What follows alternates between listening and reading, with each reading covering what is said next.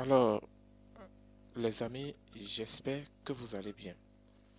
Savez-vous qu'il y a plusieurs entreprises qui profitent des conflits armés dans le monde pour se remplir les poches? Je suis tombé sur un article que je voudrais partager avec vous. On dit que le groupe américain de défense Raytheon gagne des milliards grâce aux armes destinées à l'Ukraine. Ok. On dit l'entreprise de défense américaine Raytheon, premier producteur mondial de missiles guidés, a profité des fournitures militaires liées à l'Ukraine malgré des difficultés de vente jusqu'au bout du conflit ukrainien en février 2022, a montré une analyse des rapports de résultats de l'entreprise. Voilà. Je ne vais pas vous donner le nom de l'auteur de l'article, hein, pas du tout. Je suis tombé là-dessus comme ça. On dit que Raytheon Missiles et Défense, filiale spécialisée dans la production de missiles de la société RTS, a produit les National Advanced Surface to Air Missile System directement pour l'Ukraine. D'accord? Donc, ces missiles ont été produits dans le but de les envoyer directement à l'Ukraine. Ils ont été produits euh, pour l'Ukraine, c'est-à-dire pour être envoyés sur le champ de bataille en Ukraine. Et c'est cette entreprise qui les a fabriqués. Est-ce que vous voyez? C'est bizarre que, voilà, quand on dit, bon, l'aide américaine à l'Ukraine, attention, la plupart de cette enveloppe ne va pas, c'est-à-dire ne vont pas du moins en Ukraine, mais restent aux États-Unis et finance et sert à financer, voilà, ça va financer euh, l'achat d'armement. Donc, ces entreprises, en fait, payent leurs impôts aux États-Unis et non en Ukraine. Un. De deux, ces entreprises, la plupart sont des lobbying pour...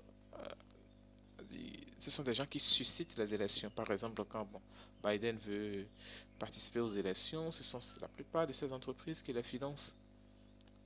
D'accord? Qui financent les candidats. Et quand ceux-ci deviennent présidents, ils leur rebalancent l'ascenseur. Donc, ils financent leur campagne et autres. Et puis bon, quand ils viennent au pouvoir, voilà, ils leur rebalancent l'ascenseur. Vous allez voir que Donald Trump est combattu. C'est parce que lui, il finance sur fonds propres ses campagnes électorales. Je ne sais pas si vous comprenez. C'est vrai, les gens lui donnent de l'argent, mais ce sont des gens en fait qui ne sont pas obligés de lui donner de l'argent. On dit, il ne va pas à la quête de... Voilà, c'est pas, il ne mobilise pas de fonds en fait. Lui-même, il peut déjà financer ses campagnes. Par contre, voilà, chez les républicains, c'est pas le cas.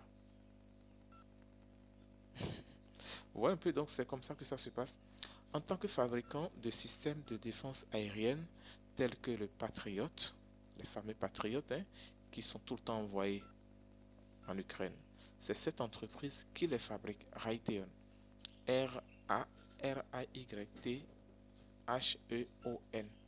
C'est le nom de l'entreprise.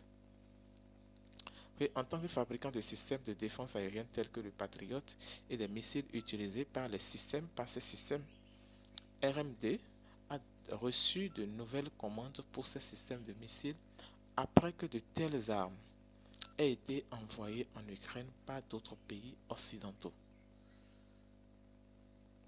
Est-ce que vous voyez? Donc, il y a aussi des pays occidentaux, tels que bon, les pays de l'Union européenne, qui fournissent de l'armement à l'Ukraine. Ils vont acheter, ils vont acquérir ces missiles auprès de cette entreprise-là. Ouais, donc, euh, l'aide financière fournie à l'Ukraine par les Occidentaux, l'Union européenne et autres, va dans la poche de cette entreprise qui se charge maintenant d'envoyer des armes. sur le champ de bataille en Ukraine. C'est quand même dommage en fait. Au lieu de chercher la guerre, au lieu de chercher la paix, je dis bien, au lieu de chercher la paix, ils cherchent à faire la guerre. Ils financent les guerres. C'est dommage. Je continue avec l'article. On dit, la Russie a déclaré à plusieurs reprises que les livraisons d'armes à l'Ukraine conduiraient à une nouvelle escalade du conflit et impliquerait directement les pays de l'OTAN dans celui-ci. Le ministre russe des Affaires étrangères, Sergei Lavrov, a déclaré que toute cargaison contenant des armes destinées à l'Ukraine deviendrait une cible légitime pour la Russie. Les États-Unis et l'OTAN sont directement impliqués dans le conflit, non seulement en fournissant des armes, mais aussi en formant du personnel, a déclaré M. Lavrov. Raytheon a connu 5 trimestres consécutifs de croissance des ventes depuis le quatrième trimestre de 2022. D'accord? Après avoir été aux prises avec une baisse des ventes pendant 4 trimestres consécutifs avant cela. Je ne sais pas si vous avez compris, je reprends. Raytheon a dit l'entreprise dont je vous parle a connu 5 trimestres consécutifs de croissance des ventes depuis le quatrième trimestre 2022. Je ne sais pas si vous comprenez. La guerre a commencé en Ukraine en février 2022. Donc au moment où ce conflit a commencé, toutes les dispositions étaient prises pour que voilà, le marché euh, soit gagné par cette entreprise-là, Raytheon. Donc c'est cette entreprise qui a commencé à fournir de l'armement à l'Ukraine pour se défendre contre la Russie. Et on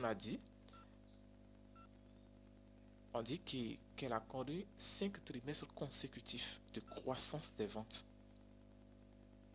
depuis le quatrième trimestre 2022, après avoir été aux prises avec une baisse des ventes pendant 4 trimestres consécutifs avant cela.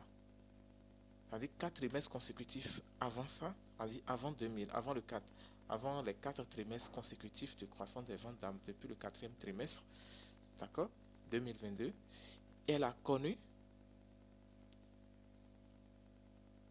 une baisse des ventes pendant 4 trimestres consécutifs.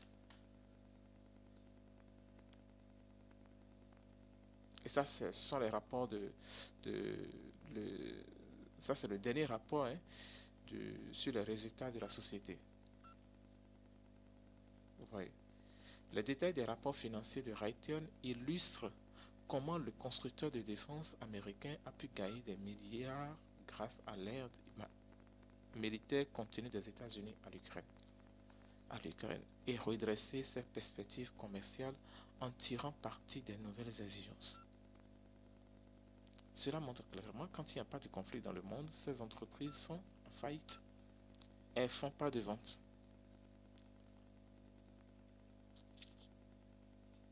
Une entreprise de vente d'armes qui gagne des milliards aux États-Unis.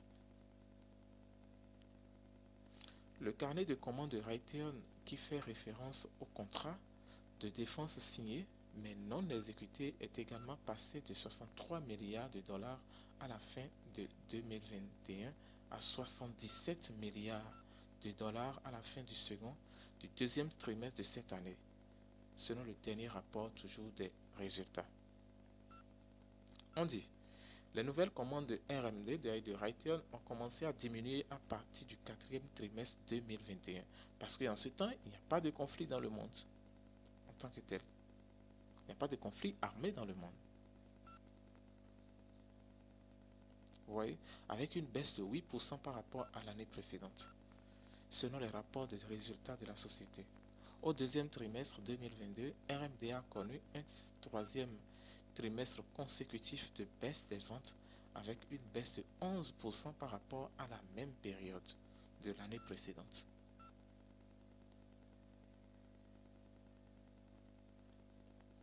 Donc, il fallait faire tout possible pour que ce conflit entre la Russie et voilà, et les États-Unis est lieu. Pourquoi les États-Unis apportent tout leur soutien militaire à l'Ukraine? Parce qu'après tout, ce sont eux qui gagnent, hein. Ces entreprises vont continuer à euh, vont continuer à vendre et vont payer leurs impôts aux États-Unis. Donc après tout, ce sont les États-Unis qui se font de l'argent. Cette enveloppe de 60 milliards et autres destinés à l'Ukraine que les États-Unis envoient, en réalité, la plupart de ces fonds ne vont pas en Ukraine, hein, non, pas du tout. La plupart de cet argent reste aux États-Unis et finance l'économie américaine.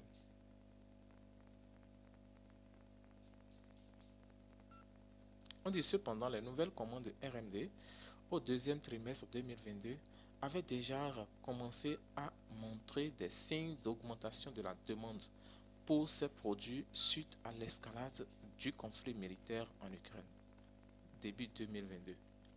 Sur les 3 milliards 56 de dollars de nouvelles ventes de RMD au deuxième trimestre 2022, environ 662 millions de dollars, soit 18,6%, provenaient du réapprovisionnement en Stinger pour l'armée américaine. Stinger, c'est une arme, hein, voilà. Au début de l'escalade du conflit militaire en Ukraine, les États-Unis ont envoyé plus de 1000 missiles anti-aériens Stinger à Kiev.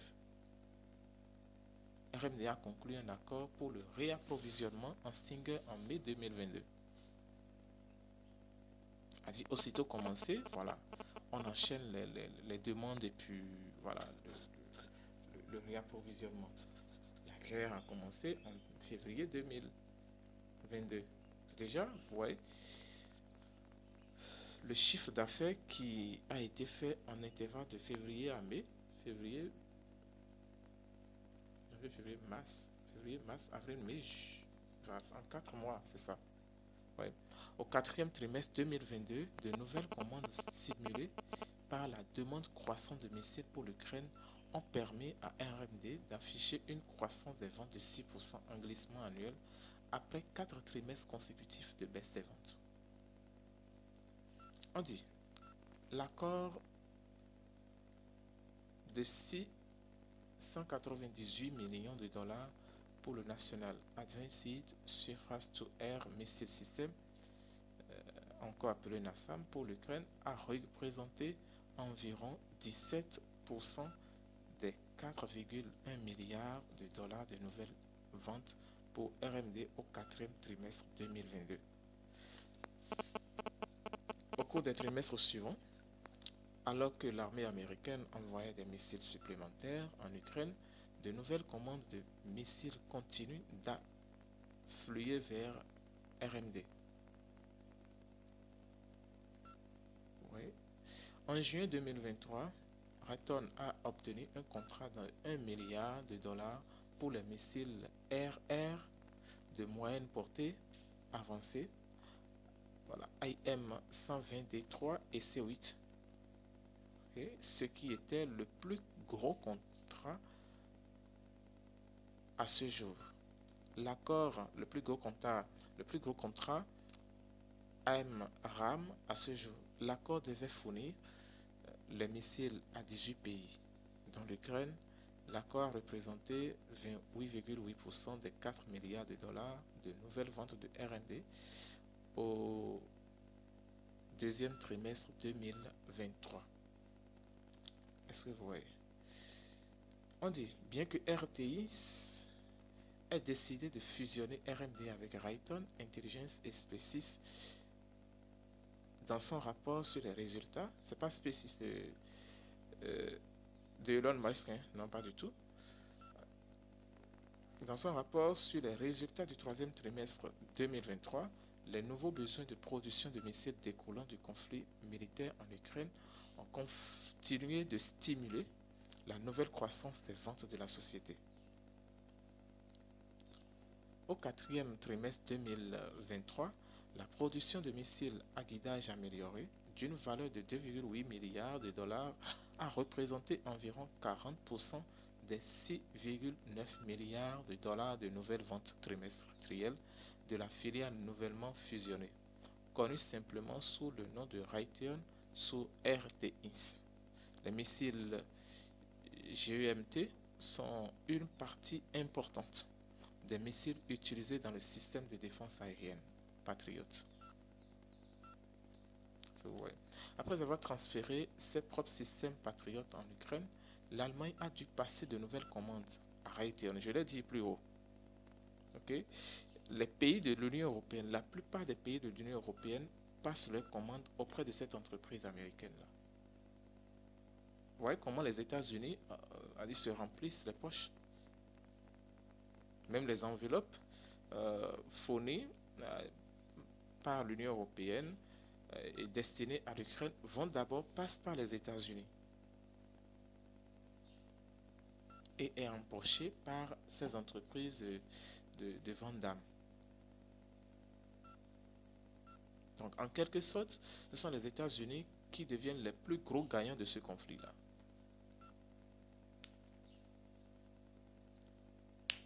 Oui, on dit l'Allemagne a signé un premier contrat pour un nouveau système Patriot en masse et la nouvelle commande de 1,2 milliard de dollars a représenté environ 18% des 6,7 milliards de dollars de nouvelles ventes de Raytheon au premier trimestre de cette année.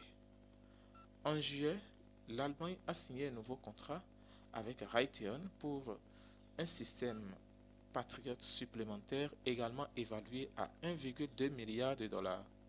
En plus de nouvelles commandes pour le système Patriot, la joint venture Javelin,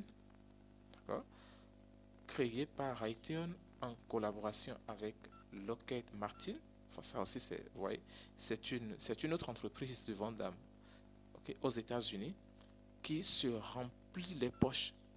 Lockheed Martin. Oui. Donc ces deux entreprises, Raytheon et Lockheed Martin, se sont en collaboré pour créer, voilà, le système Patriot Javelin. C'est quand même bizarre en fait. On s'est vu attribuer en août par l'armée américaine un contrat de production d'une valeur totale d'1 milliard de dollars. Oui.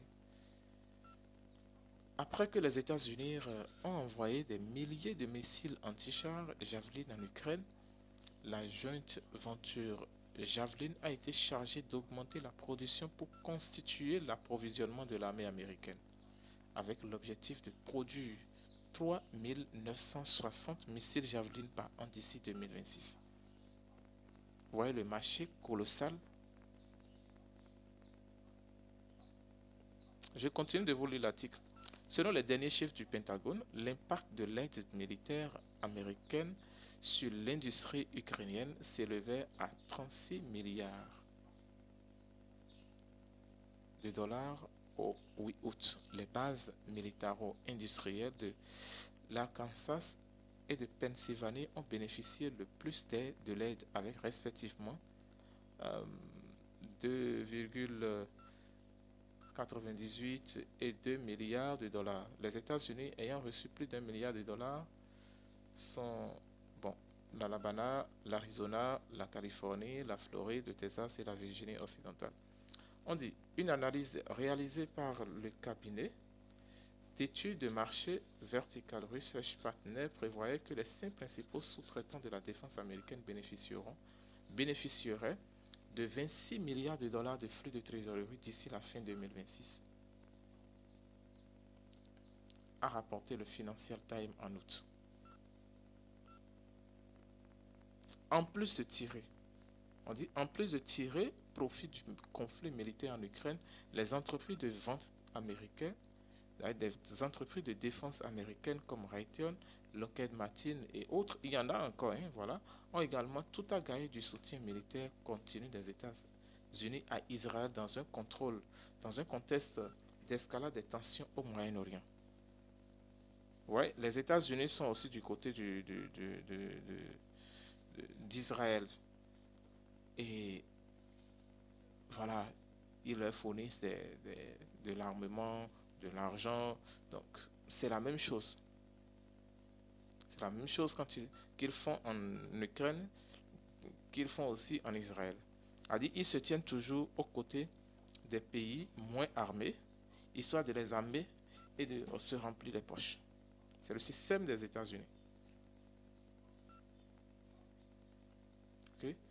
On dit, le ministère israélien de la Défense a annoncé en août avoir achevé le 500e vol de l'opération de pont aérien de ravitaillement militaire transportant 50 000 tonnes d'équipements militaires en provenance des États-Unis. 50 000 tonnes d'équipements militaires en provenance des États-Unis. 500 vols de l'opération de pont aérien de ravitaillement militaire transportant 50 000 tonnes d'équipements militaires en provenance des États-Unis. Le matériel militaire transporté comprenait des véhicules blindés, des munitions, des équipements de protection individuelle et du matériel médical, qui, selon le ministère, étaient cruciaux pour maintenir les capacités opérationnelles de Sahal, voilà, force de défense israélienne, pendant la guerre en cours. Donc, en quelque sorte, c'est du commerce qu'ils font, en fait. C'est du commerce qu'ils font. Oh, l'humanité a besoin de paix. L'humanité a besoin de paix. Tout cela qui meurt, en fait. L'humanité a besoin de paix. Pourquoi ne pas faire tout possible et aller à la table des négociations, discuter? Alors les amis, voilà ce que j'ai à partager avec vous ce matin et puis bon, à très bientôt pour une nouvelle vidéo. N'oubliez pas de vous abonner et de liker la vidéo.